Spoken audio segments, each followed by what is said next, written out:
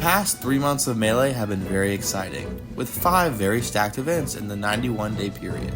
Warehouse War, Supernova, Eggdog Invitational, Riptide, and SoCal Star League Championship. Some were more stacked than others, but regardless, these events had a lot of impact on the players' end of year rank. I already went over the results in our last week in Melee series. Go ahead and watch the compilation linked here and come back when you're caught up. So it's not lost on me that a quarterly ranking is a bit difficult to do, with most players not accounting for their attendance on a shorter time frame, usually aiming to qualify for the summer rank and or the year-long rank. So I'll be counting anyone that went to one of the 3 majors or 2 stacked invitationals, which may seem kinda limiting, but that includes 1,500 unique players, and a lot of players in contention for the year-end top 100 were able to attend at least one of these. There's also a long list of regionals, which would also take a long time to go over, and we already covered most of them in the series I mentioned earlier, so I'll just list them here and go over individual sets as they come up. Additionally, instead of a true ranking, I will be sorting 30 players into tiers based on their results, using Mount Melee. Players that have better results will be closer to the summit. Heh, get it? Summit? Never mind. Tiers will be somewhat ordered at the top, but near the bottom it'll be very close as there are less unique data points the farther down the list we go. Afterwards, I'll compare the summer list from my last video to the Melee Stats summer list to check my work, as well as trying to have an approximate cumulative rank for the first 9 months of the year and give a prediction for the end of year top 100 rank, along with a few hot takes. Here's the base camp, players in the honorable mention tier that haven't quite earned a spot on Mount Melee for this quarter. These players did not have any wins on the summer top 10 and had mediocre results versus other ranked players. Now, there are 5 main tiers starting with level 1. Nikki, Kyle Michnadator, Polish, Axe, Sunsei, Morse Code 762, Salt, Koopa Troopa 985, Crudo, STJ, Ossify, and None. These players either earn a top 10 win with not much consistency outside of that, or have a pretty solid record against other ranked players. This tier isn't really in order since everyone's so close, but I'll quickly summarize them. Morse Code 762 got another Jmook win. Kyle Michnadator defeated Moki. Nikki and None both beat Wizrobe, and Koopa Troopa 985 beat Sunsei. Those are all great wins, but these 5 players aren't necessarily the top of this tier because of only that win, since the other players had a more consistent season despite their lack of a top 10 win. The next group, level 2 of Mount Melee, has players with at least one top 10 win and decent consistency. Magi, Junebug, Wizrobe, Spark, Joshman, SUJ, Fiction, and Kodoran. Magi, Joshman, and Fiction all got a Jmook win. Magi and Junebug beat Moki. Wizrobe, Kodoran, and S2J beat Sunsei. Spark beat Plup twice, and Junebug also got a Triff win. Magi, Wizrobe, Spark, and Junebug got 2 top 10 wins, but had enough losses to prevent them from going to the next tier. While some members of the top 10 are in this tier, which is pretty much the 11th through 18th best, I don't think that they should no longer be considered top 10 going into the final quarter of the year. The third level is much smaller than the previous 2 and covers the lower part of the top 10. Jmook, Plup, Triff, and Moki all have pretty different seasons, so I'll go over each one. Ever since winning Genesis and Collision in 2023, Jmook has been very inconsistent. He entered almost every major event in quarter 3 of 2024, only skipping out on the Eggdog Invitational. He had a very shaky Supernova and Riptide, while doing very well at Warehouse War and SSLC. The amount of relevant data he has is pretty substantial, with wins against Cody, Amsa twice, Hbox, Aklo, Axe, Magi, Joshman, Kodoran, Fiction twice, Ben, Kevin Maples, Lucky twice, Koopa twice, Free Palestine, Fro116, Zanya, Zio, Foxy Grandpa, and Fat Tino.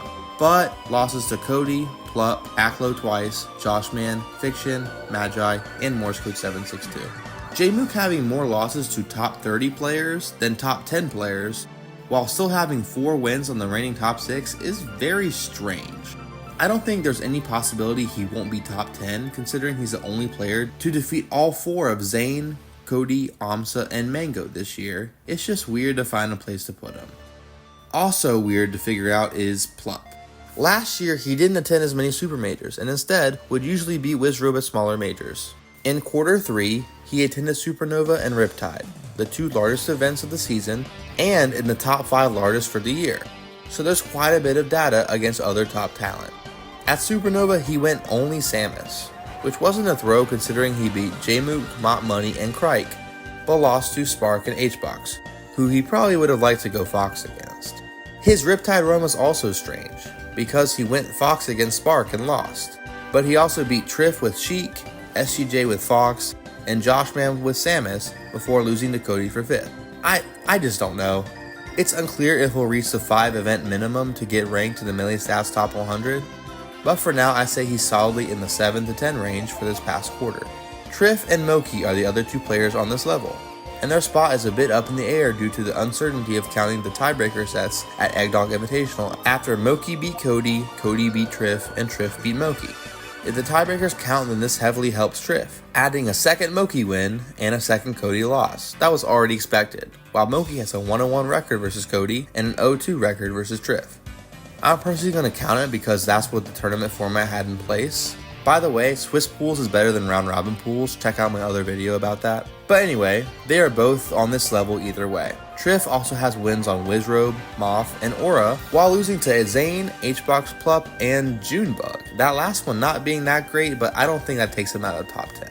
Moki, on the other hand, has kind of a fall off after the Cody win, with his next best wins being Spark, Nikki, Nun, Zuppy, MG, Mayor, and Snap, with losses to Aklo, Junebug, Magi, and Kyle Mictadator. I think some people think that this is an awful season for Moki, but all of his losses are on this mountain, and any season with a Cody win is not going to be a bad one. It just seems that he's a bit more upset prone than he was in 2023. Either way, I think it's just enough to stay in the top 10 for quarter 3. Now for level 4, with some usual heavy hitters in Mango, Amsa, and Hbox, along with the surprise of Aklo. While some of you might be thinking, Aklo, please get down from there before you hurt yourself, just hear me out. Aklo was displaced from the top 10 due to him not getting any wins on those players, but for the past 3 months he's gone into overdrive. A win on Jmook and Hbox at Warehouse War, Moki and Wizrobe at Eggdog, and another Jmook win at Riptide. 5 wins on top 10 players in 3 months is very impressive, along with wins on Spark, Moth, Ossify, SDJ, Sir Maris, Null, Dreffin, 404 Cray, Maybe, Dr. Lobster, B-Bats, Calvar, The Real Thing, and Chango. His losses were to Cody 5 times, Zane twice, Mango, Jmook, Axe, and Kem, those last 2 being the only blemishes on this stellar season. He also took both Zane and Cody to Game 5 back-to-back at Riptide. So while the first half of the year wasn't amazing for him, he can definitely collect some more wins as the year finishes up. The other 3 are pretty expected. Mango and Amsa still look to be top 4, however, their season isn't that much better than Hbox and Aklo in my opinion, similar enough to be in the same tier. Hungrybox has 5 top 10 level wins just like Aklo did, which are Mango, Amsa, Plup, Sunsei, and Triff. While that list is a little bit bottom heavy, Mango and Amsa wins are very good. The only person to beat Mango besides Zane this season, and joining Cody and Jmook could be the only players to beat Amsa this season.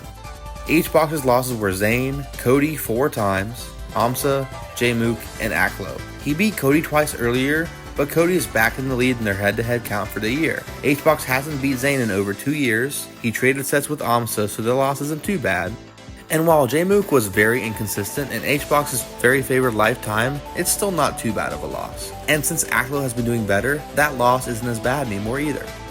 Mango and Amsa are really close for 3 and 4 for both the year and this past quarter. Mango won Supernova, which is absolutely very good, beating Cody twice, but there weren't that many other good wins at that event. He was a 1 seed at Eggdog, but got 5th, so he didn't get much opportunity to get any more good wins because of the lower seeds in his path, having wins on Aklo, Spark, Chango, Aura, and Junebug. He also got wins on Junebug and Magi at Supernova, so it's not like he doesn't have any data, and 2 Cody wins is again very good. Just because it's expected doesn't mean it should be overlooked. And Mango only has losses to Zane and Hbox, being 2-1 versus the top 2, and 0-1 versus the rest of the summer top 10. And Amsa has had a mostly unsurprising season, where he keeps beating Zane and keeps losing to Cody. He also traded sets with Hbox at Eggdog, and was beaten by Jmook twice at SSLC. Being 3 and 5 versus the top 10 this season isn't favorable, but 2 of those wins being against the number 1 player is certainly enough to keep him in the top 6, if not top 4. And finally, level 5. The Zane Cody tier. They both have been pretty consistent, with Zane winning 1 of the 2 majors he attended, and Cody winning 2 of the 4 majors he attended. Zane is 6-2 against the rest of the top 10, while Cody is 11-6. It's a bit difficult to distinguish who had the better season. Zane won both times they played at Riptide, but their personal head-to-head is not the only factor at play. Zane has only lost to AMSA twice, while Cody has 6 losses, 2 to Zane, 2 to Mango, 1 to Jmook, and 1 to Milky. So I'm personally leaning towards Zane being slightly ahead, but just like the summer ranking, it's very close. For those valuing more attendance and more wins, I could definitely see the argument for Cody at number 1 for the third quarter of 2024. Now, let's try and fit this quarter 3 tier list with the first half of the year. I had my own summer ranking in a previous video. Let's see how similar it was to the Melee Stats top 50 list. Top 8 was mostly the same. I had Mango and AMSA switched, and HBox and Milky switched. For 9 through 20, I had most of the same players. I had Fiction, Panda, and Ben, while Melee Stats had Ossify, Magi, and SCJ in the summer top 20. That was mostly at the lower end of the top 20, besides Fiction, who I had pretty high due to his Mango wins at SoCal Star League. But I'm pretty sure Melee Stats didn't factor those in. Some specific order discrepancies were me having Triff too low, Axe too low, and Crudo too high, but generally have the same idea for most players. For 21 through 40, I didn't really focus on the order and I just put them in the same tier. So besides the specific order, Morse Code and Faust didn't qualify for Melee Stats' ranking, and Null was slightly lower than top 40, with Junebug, Dreffin, and Akir being too low on my list. For 41 through 50, it's not quite the same for mine because I did 41 through 70, and 71 through 100 after. But I had 404 Cray in the wrong tier, and forgot to put Crike on the list at all, my bad. So I think overall the lists aren't too different, but I'll give credit to Melee Stats for their diligence and probably adjust my list based on their ranks. Now, if we were to put together a ranking for the first 3 quarters of the year, I think it would be pretty similar. I don't think top 4 would be any different with Zane, Cody, Mango, and AMSA, along with Jmook and HBox definitely still being in the top 6. I'd probably give 5 to HBox because he's been way more consistent and still has a lot of good wins. Jmook has more wins but also has a lot of lower ranked losses. But it could go either way. After top 6 it gets pretty difficult. I'd probably put Plup at 7, Milky at 8, Wizrobe at 9, Aklo 10, Triff 11, Sunsei 12, Joshman 13, and Spark 14. Mostly the same as the summer ranking with a few people moved up. After that, I think Kadorn would probably finish out the top 15, with Magi, Junebug, Fiction, Axe, and Salt in the top 20. And I think the other 30 spots would look something like this. Lastly, here's some predictions and hot takes. Number 1, I think Zane will stay at 1 and Cody will stay at 2, but I think that AMSA will overtake Mango at 3rd.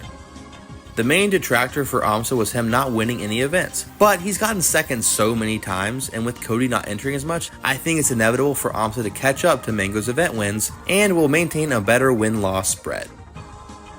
Number 2, I think Jmook will win a big tournament in the last quarter of the year.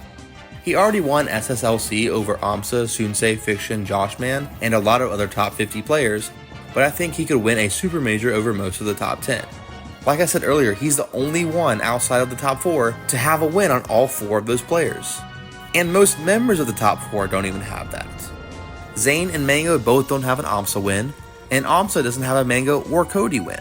Cody is the only one to have taken a set off of the other 3. Now, this year, Mango and AMSA haven't played yet, so one of those stats will inevitably change once they play, but still, it is very impressive, and I think that Jmook can win a super major no matter his bracket path.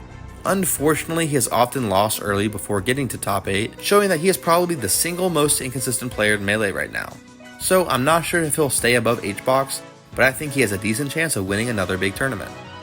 Number 3, I think that Fox will be the most common character represented on the top 100, which seems obvious, but I also think Sheik will be in second place. Players like Jmook, Plup, Spark, Crudo, Dreffin, Dr. Lobster, Free Palestine, Bonfire 10, Zanya, Juicebox, Inky, and J-Salt. It seems that while the ninja may have peaked last year, the character still has a very deep talent pool. And for third most, I'm thinking Marth. Zane, Kadoran, Ossify, Logan, Crike, Koopa Troopa, Fro 116, BZ, Calvar, Mayer, maybe Ingen and Equilateral if they get a couple more wins. 4th and 5th will probably be a drop down. I think Falco and Jigglypuff will get those. We'll have to see. Number 4. I think MDVA will have a lot of representation on the top 100. Zane and Junebug definitely have the most attention right now, but in the summer, Malachi, Crike, and Juicebox were top 50. Kevin Maples and Milkman are consistently top 70. Maelstrom, Daniel, and Egg all have some good wins. When Prometheus shows up, he almost always does well. And there's a bunch of other really solid players that shouldn't be slept on. If players that are ranked high also are active in region, a lot of other players end up having an opportunity to look better. So I think that my region has the potential to get 8 to 10 spots. Number 5. I think Aklo will end the year at number 7.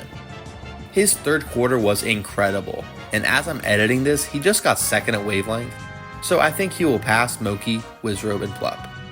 Number 6. I think Wizrobe will not be top 10. If Plup qualifies, Aklo keeps up his amazing run, and Trevor Sunsei gets some more good wins, then there will not be a Falcon main in the top 10. Number 7. I think Junebug will be top 20, maybe even top 15. There are some matchups that he struggles in, specifically Jigglypuff and sometimes Sheik, but he has recent wins on Fox, Falco, Marth, Peach, Captain Falcon, Pikachu, and more. So I think he'll be solidly higher than his summer rank at 25. 8. The European players I think will make it on are Triff, Nikki, and Frenzy. Unfortunately, I think Raiden isn't consistent enough to make the cut. Number 9. Some other players I think will have a strong enough fourth quarter to get on top 100 are Jeichu, Zasa, Komodo, Casey, Hoborg, and maybe even Game & Watch main Glock and My Toyota. Thanks for watching. Sorry it took a bit longer to release, but I have multiple good videos on the horizon, so stay tuned. If you have feedback, please leave a comment or join our Discord, and help us reach our goal of 1,000 subscribers by February 2025, for us to launch a very special project the following month. Thanks again, and have a great day.